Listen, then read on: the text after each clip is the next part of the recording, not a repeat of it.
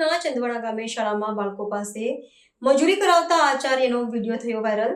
રાજકીય અને સામાજિક અગ્રણીઓની મુલાકાત બાદ આચાર્યએ ભૂલ સ્વીકારી। દાહોદ જિલ્લાના ધનપુર તાલુકામાં આવેલી એક સરકારી શાળાનો કિસ્સો હાલ ચર્ચાનો વિષય બન્યો છે। ચંદવાડા ગામના ડામોર ફળિયાની પ્રાથમિક શાળામાં વિદ્યાર્થીઓ પાસે શૈક્ષણિક કાર્યને બદલે મજૂરી કરાવતો વિડીયો સોશિયલ મીડિયા પર વાયરલ થયો છે। આ વિડીયોમાં માસૂમ બાળકોના હાથમાં પેન અને પુસ્તકોને બદલે પાવડા અને તગારા જોવા મળતા સ્થાનિક સ્તરે ભારે રોષ ફેલાયો છે। શિક્ષણના ધામમાં બાળકો પાસે શ્રમ કરાવવાની આ ઘટનાએ શિક્ષણ પ્રણાલી અને શાળા વહીવટ સામે ગંભીર સવાલો ઊભા કર્યા છે। આ ઘટનાની ગંભીરતાને ધ્યાને લઈને આમ આદમી પાર્ટીના અગ્રણી દેવેન્દ્રભાઈ મેડા સહિત અન્ય સામાજિક કાર્યકરો અને સામાજિક આગેવાનોએ રૂબરૂ શાળાની મુલાકાત લીધી હતી।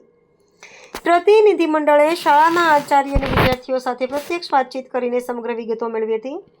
તપાસ દરમિયાન આક્ષેપોમાં તથ્ય હોવાનું જણાતા આખરે શાળાના આચાર્યએ પોતાની નૈતિક ભૂલનો સ્વીકાર કર્યો હતો। આચાર્યએ ખાતરી આપી હતી કે ભવિષ્યમાં બાળકો પાસે આ પ્રકારે કોઈપણ પ્રકારનું બેન શૈક્ષણિક કે મજૂરીનું કામ કરવામાં આવશે નહીં। ગામના જાગૃત નાગરિકો અને સામાજિક સંગઠનોએ આ મામલે સખત નારાજગી વ્યક્ત કરી છે। શિક્ષણ વિભાગના નિયમો અનુસાર શાળામાં બાળકો પાસે મજૂરી કરાવવી એ કાયદેસરનો ગુનો છે અને તે બાળ અધિકારોનું પણ ઉલ્લંઘન ગણાય છે।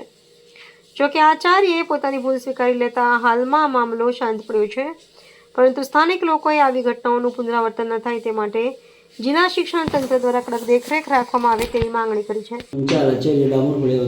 પ્રાથમિક શાળા જે કાલે સોશિયલ મીડિયામાં મજૂરી માટેનો મારો વિડીયો વાયરલ કરેલો, એમાં જે સમાજના આગેવાનો અહીં આવ્યા છે